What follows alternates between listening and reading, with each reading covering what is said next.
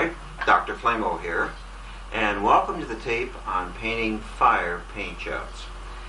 This is a tape that explores new and different techniques on doing graphics on the side of a car that, instead of doing the standard classic flames, looks at flames a little bit differently.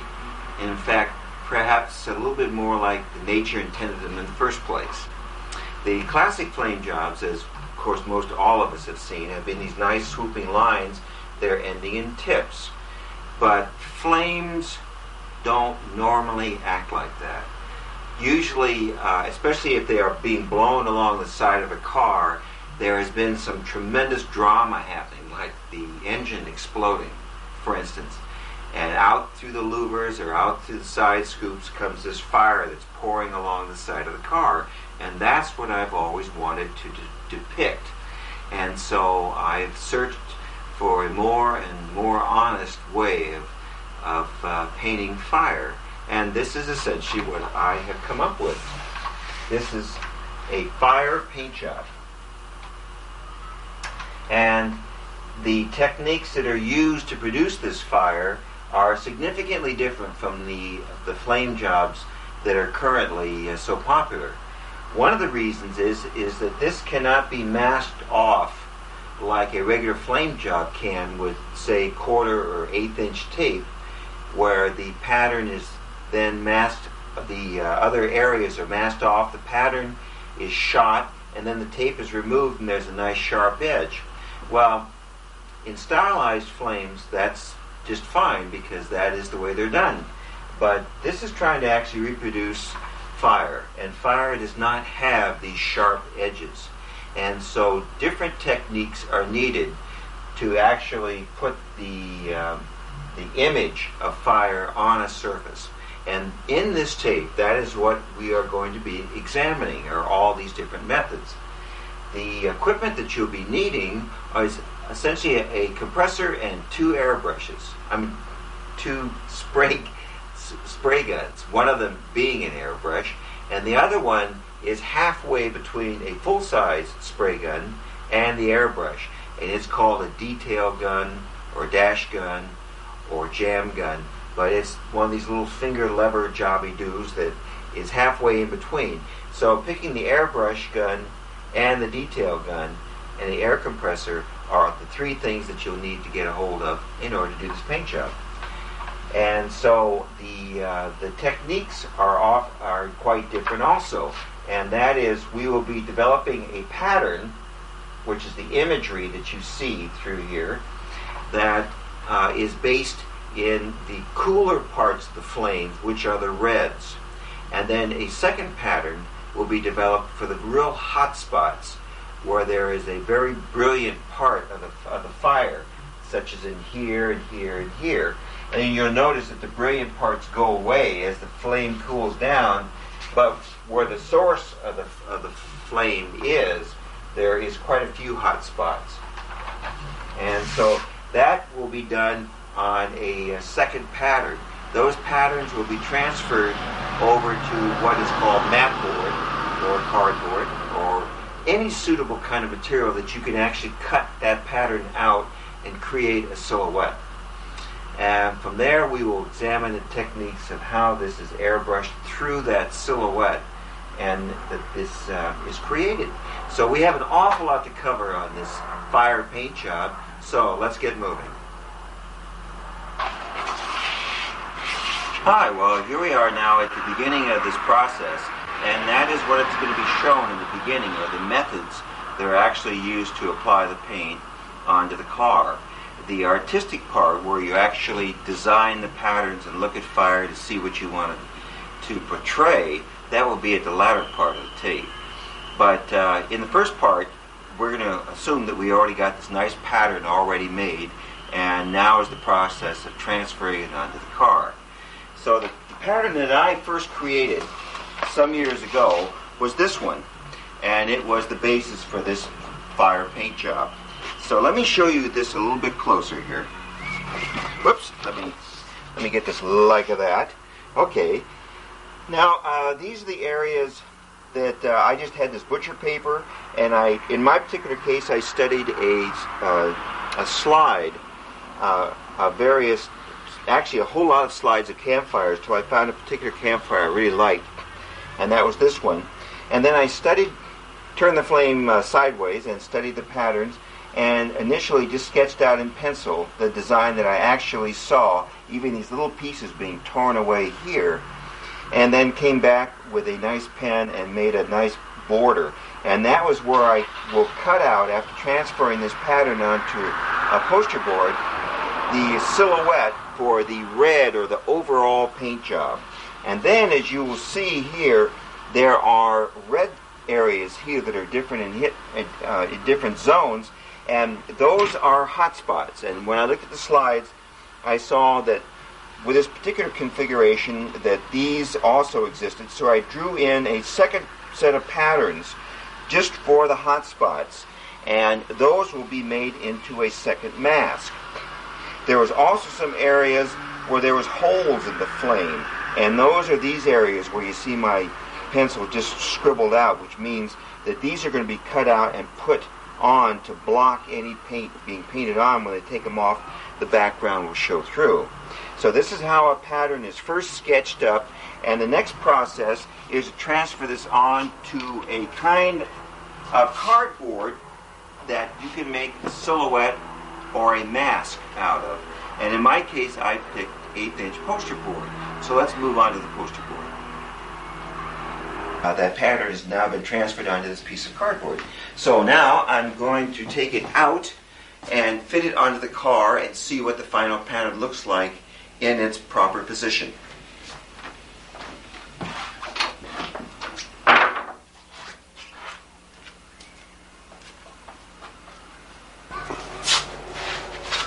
Hi.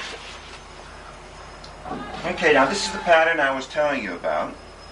And you can see why now it's lower, because on the original coupe I had the louvers up here and the fire was coming from up here. Now it's coming from the scoop. So I've cut out the panels where the door and the hinge go, and that helps index it.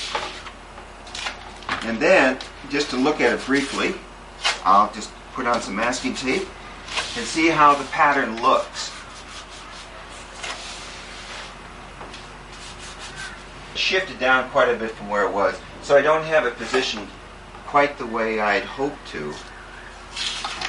So, back up and try again. Now this time I'll line it right up like that. There. And there. Now, oh wait a minute here. Now I haven't taken into consideration the bow of the mat board. And the bow of the mat board is going to be rather critical on this, because this mat board is a two-dimensional surface, okay? And the surface of the body is a three-dimensional surface. That is, two-dimensional surface is curving this way, but this is flat, okay? The three-dimensional surface of the door is curving in this pattern, but it's also curving this way. So if I get things to fit real nice up here, I've got a problem down here. And that's going to have to be taken in by sticks and masking tape and cut out sections to hold the pattern in place. Now it'll be able to warp a lot more than it is now, because remember, these areas will be all cut out for the pattern. And so they'll be able to shift together and move around a little bit. So anyway, right now what I'm looking for is the proportions. And there is the bottom of the door right there. And this detail will be fine. And then it comes on up, and the licks come very close to the lettering of the E-gas altered, and everything else here is open canvas for the fire. So, some of the scenes that you are going to be seeing on this tape, like the previous one, were scenes that were shot while the actual paint job was being done. The next scene will show how the pattern was actually cut out of the poster board.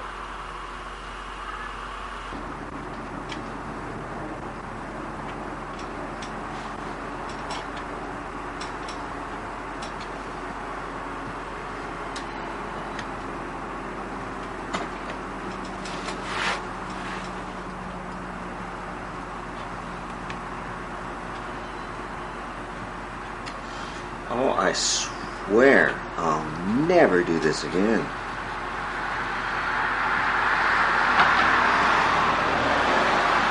Okay, that's free down to there.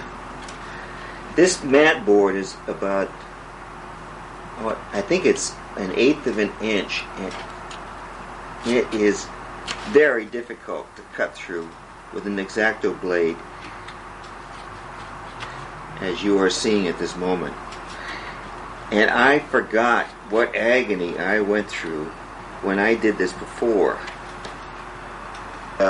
The way it's done is I drew a design on this mat board, which is 1/8 of an inch, and then I am taking an X-Acto knife and cutting it out to form these silhouettes, so that when I put this up next to the car and shoot paint through it, it'll leave a print of this pattern naturally on the surface. And this is one that I am halfway through, and it's taken me, or I think roughly a half an hour to an hour to get from here to here. Okay, now that the patterns have been cut out in the mat board for both the cool red zones, the overall larger fire, and the second mat board, which has the hot spots that are all cut out, now the thing to do is to go ahead and practice with them on a practice panel. And that, when you're practicing and shooting on it, you'll want to actually move the board away a little bit so that you get a fuzzy or not sharp edge on it, and experiment with moving it away and getting it up close, and you'll see what effects those have. And the actual techniques of the swirling of the fire, we'll cover that later on in the tape. But go ahead and make a test panel. And when I was first doing this flame job, or fire paint job, I created my test panel. So let's go back and take a look at that.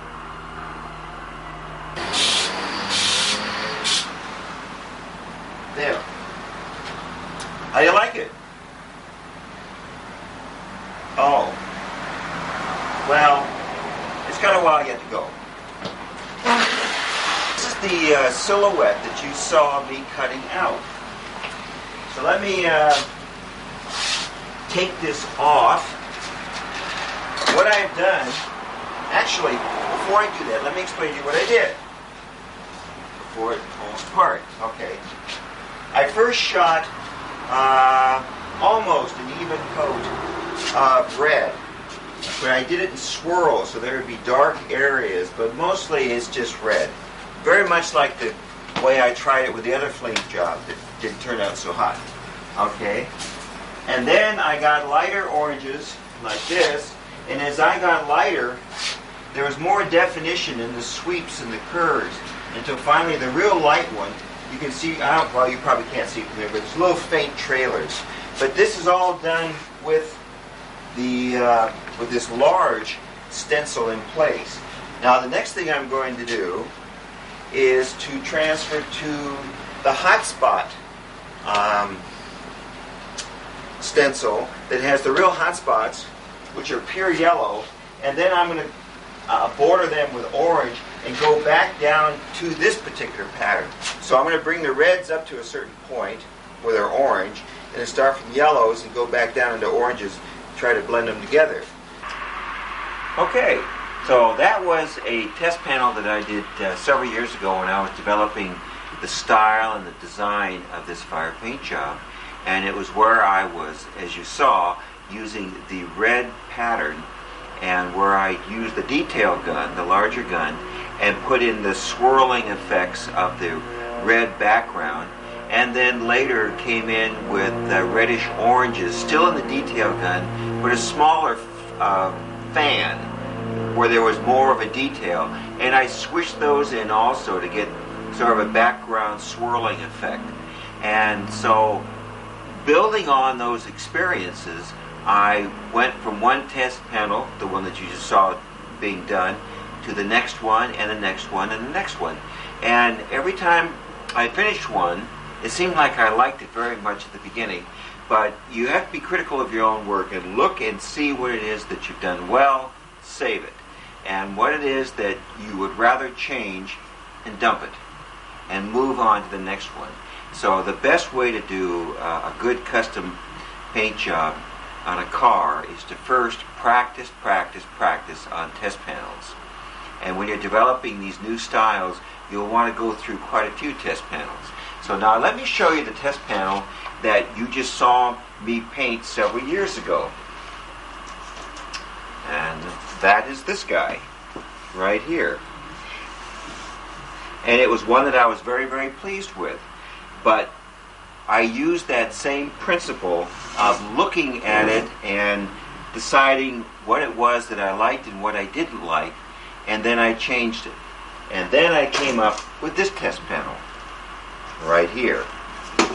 So I'm going to slide this one over here a little bit, and that's what they look like. Now, from your vantage point, they probably look very, very similar, and they're probably fairly good. But there is reasons why this one was poor and this one was better.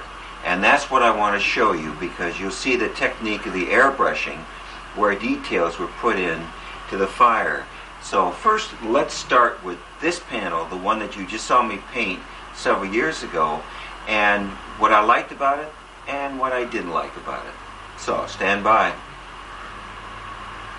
Okay, this is the test panel that you saw me working on a few scenes back, so let's go in and take a closer look at it.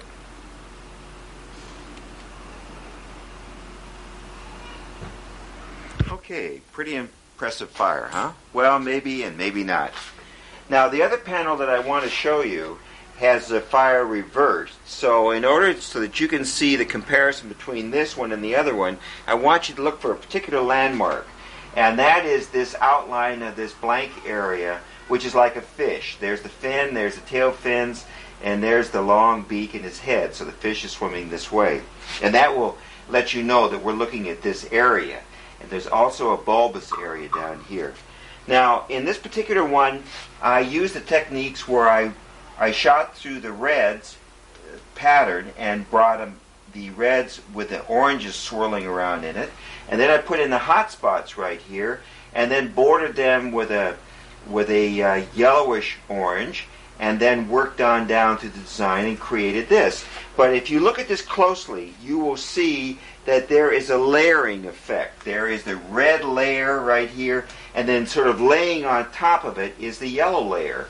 There are sharp lines here, and there's also no reason for these contours. There's nothing coming in here that delineates why these have this shape. And also, here's this nice bulbous shape down here, and there's nothing really going on in this area that indicates what's happening here. So while the fire looks good from a distance, it has no real purpose, and there's nothing forming these shapes, and that bothered me. So now let's go to the one where I, after discovering this problem, pushed the design further to eliminate that situation. Stand by. Okay, now here is the second panel, but we're still looking at the same area. Here's that fish-looking open space area, the top fin, the tail fins, and the head, which is now heading the other direction. Notice now that the oranges that were airbrushed in are swirled in here to actually create the border of this area. Same thing with this hot spot that came down here and swirled on up. And that gave real reason for this shape to be here. And in fire, if you look at it closely and study it like a good pyromaniac should, you will notice there are vortices or spinning columns that are very much like hurricanes, tornadoes, cyclones, and so forth. And though creating those spirals in here gives that illusion of the fire. And then there was the other area where I didn't have anything going on. It was just an outline pattern. Well, now I gave it reason. When I was airbrushing in the oranges, they come swirling in, and there's this big eddy of fire that's coming around and forming almost a bowl. And the third thing I wanted to show you was, remember the two-dimensioning effect where there was just the oranges and the reds on the first layer, and then the hot spots were laying on top of it?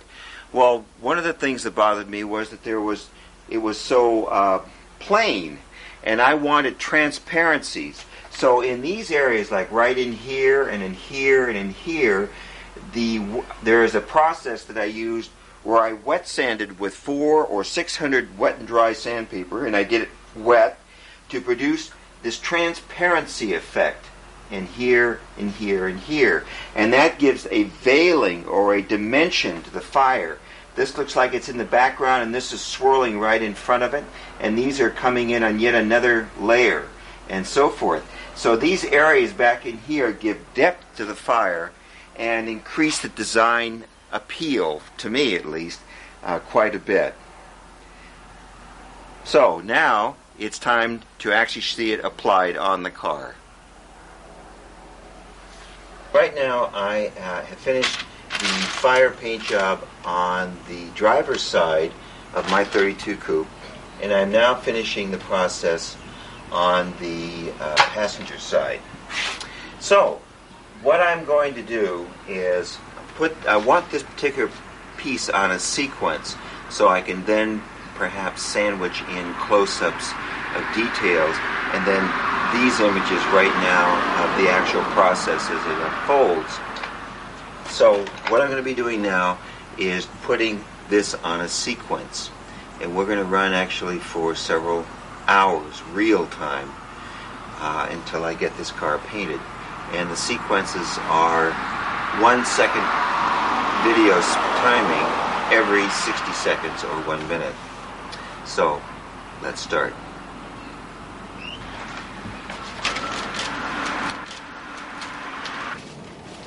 Okay, what you're seeing is where I've been painting through the original red pattern, or the cooler part of the flames, just like you saw me do on the test panel. And that was done with the detail gun shooting both red and dark oranges in the swirl patterns. Now I am using wet and dry 400 sandpaper to remove any sharp edges, and also to sand in the actual flame and fire paint itself to make it look thin and transparent, and that is what gives it its veiling or depth effect. Okay, now the process continues on, and this is an artist's call on just what you do and how you do it.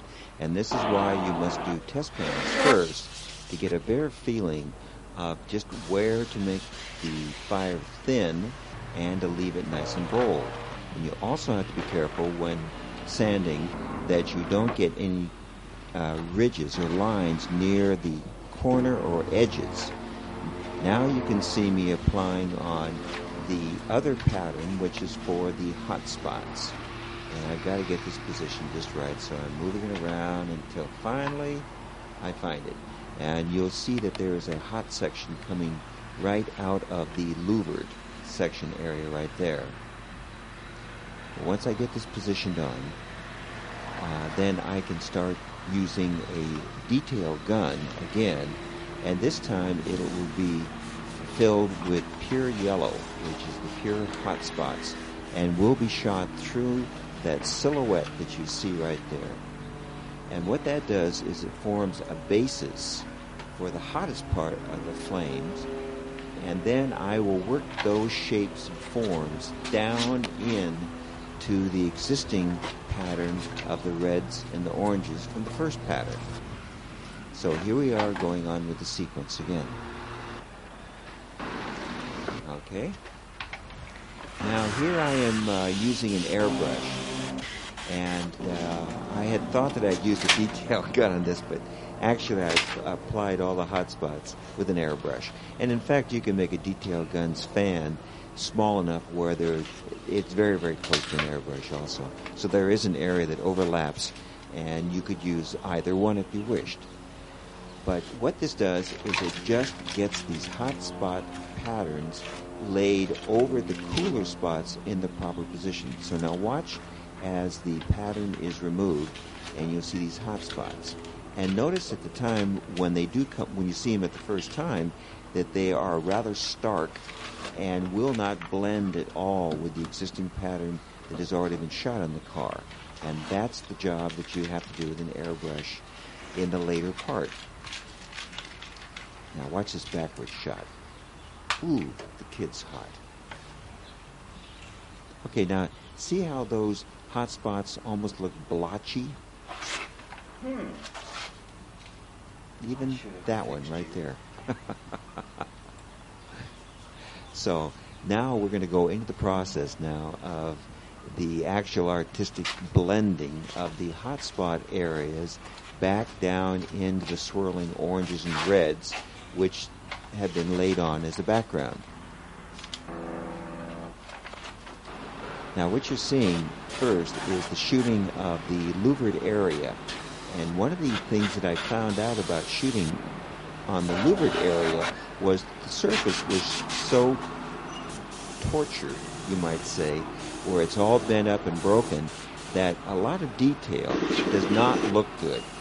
And so there are just streaming swirls of color coming out with hardly any detail until the process moves on off of the louvers onto a flat surface of the actual side of the car.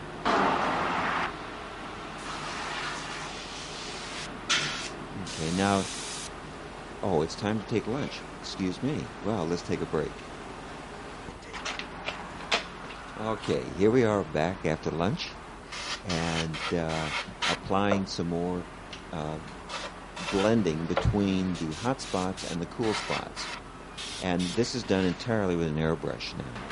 And the airbrush now will... I've got to repair the airbrush. Get your hand away. Okay. Okay, now the technique that's being done right here is one where the hot spots are going from yellows to yellow oranges and then further on down into the orange bracket as they move further and further away from the hot spots. And this is a technique that really cannot be shown close up. It's one that you have to actually test yourselves on a test panel, do it over and over again, and then look at what you've done, see what you like, and of course, like I said before, that's the part that you save. And then when you find those flaws or problems that you don't like, find out why they were there, correct them, and then make your next test panel to see if you've made an improvement. Now you'll notice also that there is a piece of cardboard that's right beside me there, where I am cleaning and shooting the gun and adjusting the fan to make it either wide or narrow. There's another adjustment. And that panel becomes quite important to have because, well, maybe not. You have to have that panel there so that you can make all the adjustments on it before you actually apply paint to the car itself. So let's just sit back and take a look at these final techniques. And one of the things is don't be too apprehensive about going there and with your airbrush, because if you feel like you've made a mistake, you can always just mix up a little bit of black and go right over it and keep right on rolling. So you can always erase what you've done. Oh, I think I got it. Oh, yes. I knew that. Oh, I lost my glasses. How slick of me. Yes. Well, I'm in a good mood because I think I got it. I think I got what I need.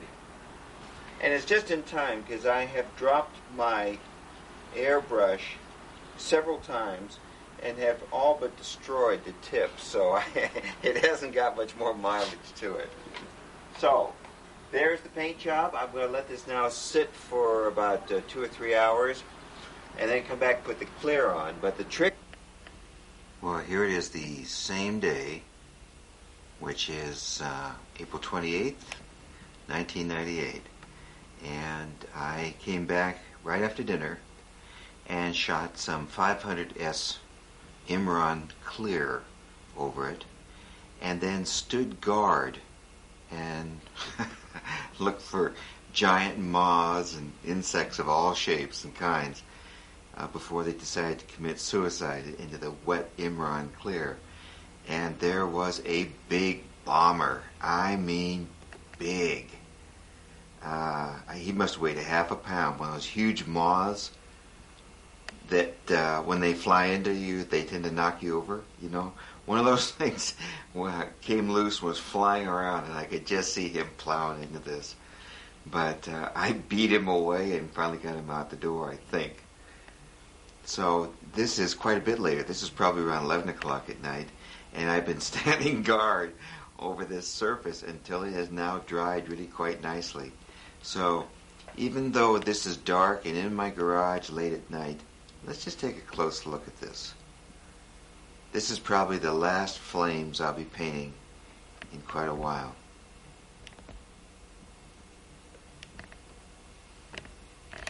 And I use the new sanding technique to get more depth into the flames.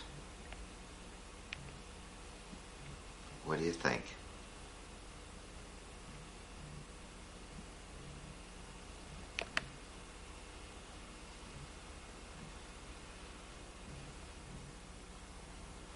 And then notice the style up to now, what you've been looking at, has been very detailed and quite contrasting. But when I came to the louver area, I found out that that was not a good technique because the surface itself was so chopped up by the louvers that when I threw more and more detail inside those louvers, it just looked like garbage. So I changed the technique and did just flowing, blending lines or areas with hardly any detail at all until they got out of the louvers. So, here it is, once again, on this last couple days of April. Ooh, I like that zone. Okay, well, I think I'm going to finish this last little bit of wine, date the bottle as a special event has occurred, and then go hug my cats and go to bed. Take care. Okay, you have now seen my style of fire. It's now time to generate yours. And that means that you are going to be generating your patterns for your particular car and your particular application. The way to do that could be the same approach that I use by taking slides of all different kinds of campfires and studying them to see how the shapes are formed. You can also do it by a method I'm going to show you on looking at videotape of, say, a campfire and stopping the motion. And I will show you both a regular campfire that has a lot of action that you can stop, and then another one where the fire is just flowing. So, stand by. Okay, now let's take a look at this campfire and see what the structure of fire really looks like. Notice the swirling vortices or eddies in the fire. That is the structure that you will want to reproduce. And if you want to watch the trailing portions of it, you can stop the action like this or run it in slow motion. Now, these images right now are being smeared because of the video, but you can still see pieces and chunks that are flying off that give the drama of the structure to the fire. See then? Right there. And so trying to reproduce these kind of structures will give the illusion of fire on your car and in any other paint jobs you wish to do. Okay, now that you've seen the campfire with its sort of staggered and jagged pieces, that you can actually stop action on the videotape and look at these chunks flying off. Now you can see one where the fire more or less streams and flows. Look at this one. Okay, now notice that this has a different character to it and would be very nice flowing out of a custom car rather than a hot rod. Okay, that was a bit quick, so let's go back and look at the structure again of this flowing fire in slow motion.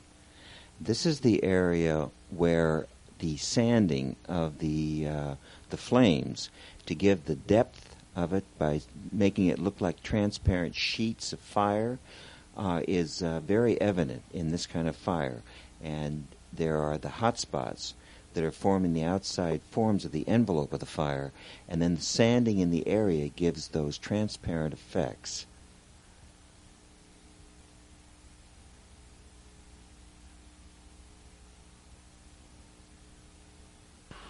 Okay, now that you've seen the campfire and the flowing fire, let me show you the genius of fire, at least in my eyes, and that would be the art of Walt Disney.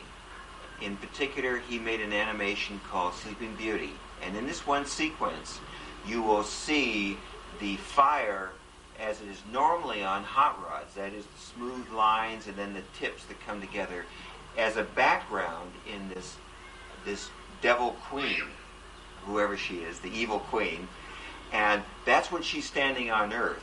But then she ascends on up into her realm, and the fires change. And they became far more dramatic, and they are actually propelled and thrown into new shapes and forms that break apart and all come together. So look at the genius of Walt Disney.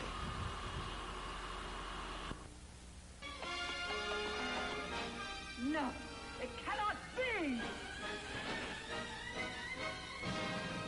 Okay, notice the structure of the fire behind her. That you have seen in variations on most every hot rod flame job. But let's go see what the powers of hell can produce. Now, in order to get a good fire out of this dragon, it becomes important to agitate it a little bit. So that's what our hero is about to do.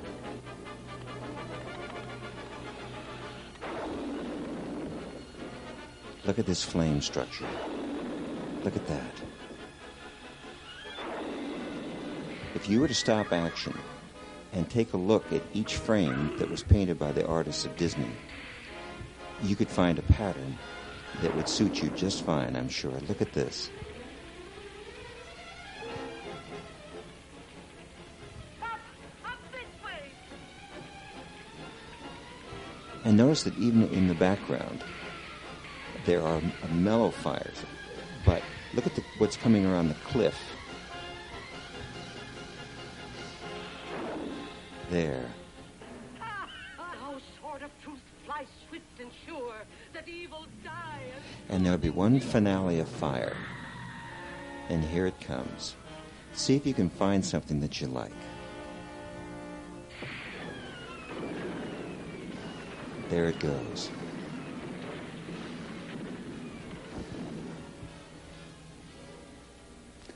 God, is she really dead? Ah, yes. Okay, there you have it for a fire paint job. Now that you know the techniques and the methods used, grab yourself an airbrush and a detail gun and grab yourself some cardboard. Make those patterns, create those test panels, and then finally create the fire of your dreams. So, this is Dr. Flamo saying until next time.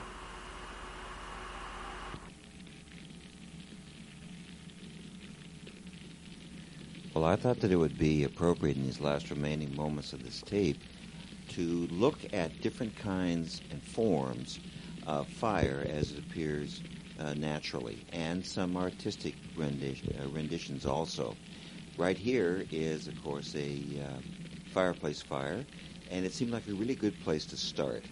And so while the fire is roaring, I'd like to tell you that we're going to be also looking at different fires that have appeared both in documentaries and in news broadcasts. So we'll try to look at as many structures as possible, and when you find something that really interests you, stop it and freeze frame it and walk through it in slow motion. And in fact, some of the sections we're going to be looking at the structure of fire by doing slow motion observation. So the first thing now is to go to a documentary that was done on Athens.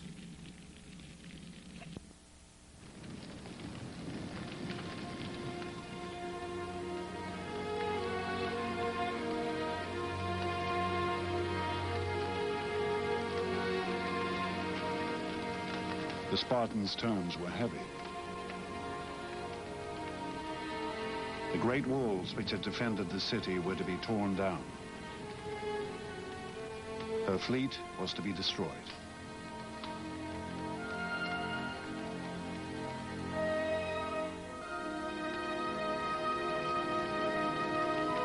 What remained of Athens' mighty navy was put to the torch, with only 12 ships allowed to remain. No longer would she rule the Mediterranean.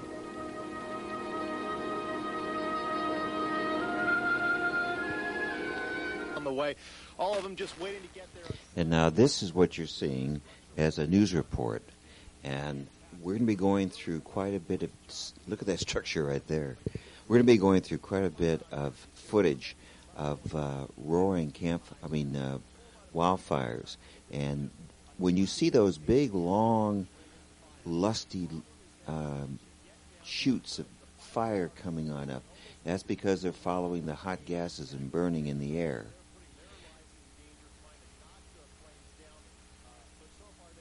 There, see how they dance like that? That's when a fire job is really, really spectacular, when you can get those dancing figures of these solid masses of gas that are boiling into the air in the brilliance of the light.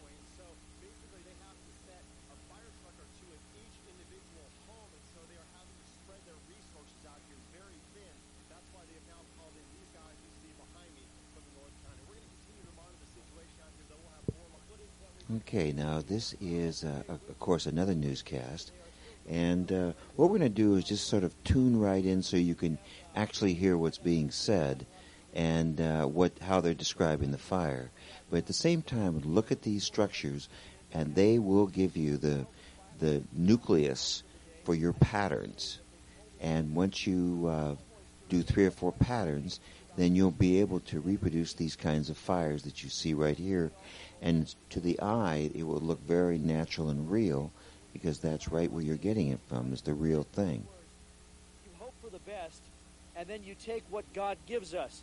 And I think that's what he's saying here tonight. Basically, right now, Mother Nature and God sort of still whipping the winds, because this is a wind-driven fire, and as long as the winds continue to stay up here, this fire is going to be nowhere near containment or control.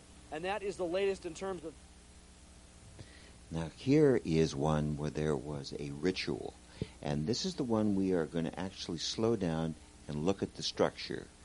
Now notice how it dances all around into very, very strange and unusual shapes. What makes fire actually easy to paint is that the mind does not know whether these shapes are correct or incorrect. And so therefore, once you master the original technique of being able to apply the paints onto the surface, you can use darn near any shape you want, and it will look correct. See what these shapes look like?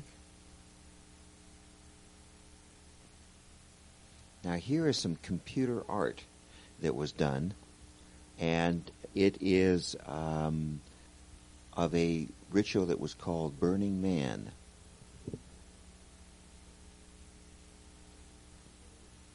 And here we're now going to go back into a slow motion to watch waves travel through the flames.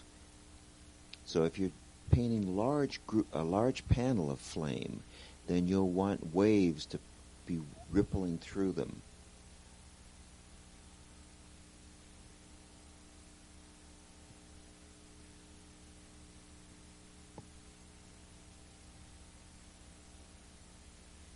Strong winds sent flames racing up tinder-dry hillsides today.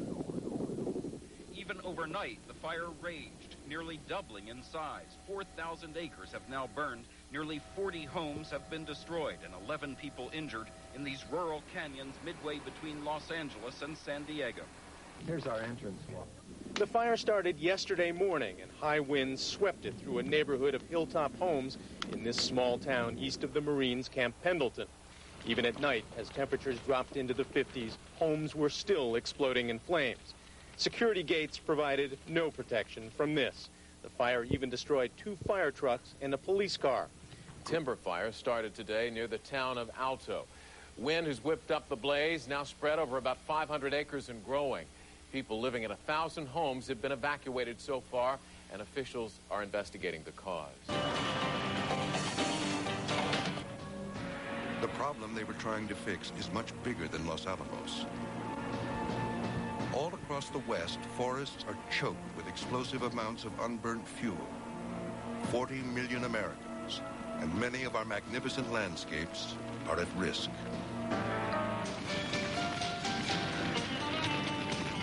The war against wildfire means taking on nature itself.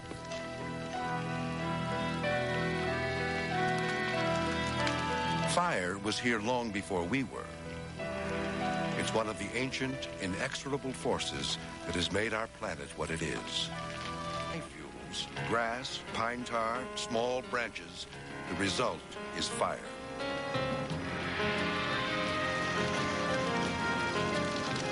In every part of the world, lightning sparks regular burning. In a segment that's now coming up in this particular documentary on forest fires, they will go back and look at a segment that Disney did for the movie Bambi, and that will be coming up, and the artwork is just extraordinary, just as it was in Black Beauty. So take a look at the structure of the fire in a real forest fire, and then the way Disney went ahead and reproduced it, and here it is. Bambi. It sends a very powerful fire as hostile message to children.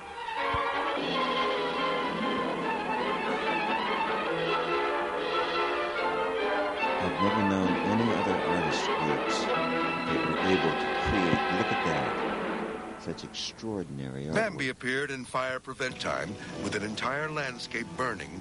Neither is practical. You can't go on a large fire, sort of mano a mano, just try to take it on. These are huge events. You might as well talk about doing with a volcano. Structures. You're driven to the margins. So you create a... Exploding with fires burning across Idaho, Montana, Colorado, and 8 other states. These are the kinds of fires that kill people, that burn up towns, entire communities. What remains is a paradox. Our efforts to control fire have actually made conditions worse, setting the stage for larger, more catastrophic wildfires than ever before. Fire's path. If we don't, then we know that Mother Nature is still in control.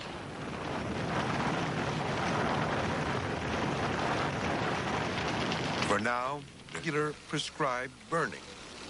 But prescribed fires are risky too, as Los Alamos learned earlier this year. When the Cerro Grande fire roared through Los Alamos, Armstrong had a chance to see if the approach worked. What happened here? Either. There really is no neutral position for us. Once we seized the torch, that was the responsibility that came with the power. Living close to America's wildlands and maintaining the landscapes we cherish means accepting. Let's go back and take a look at that in slow motion. Look at those.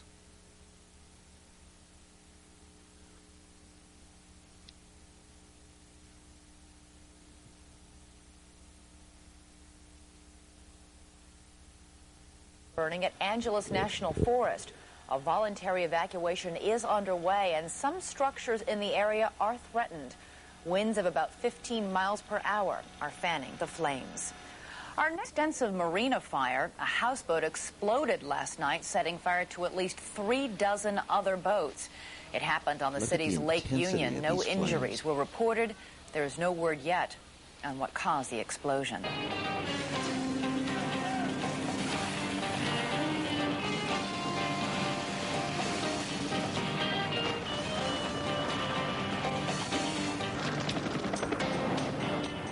It's really important that we remember the warning and make certain that we're taking steps, because this is what we're going to be dealing with from now on.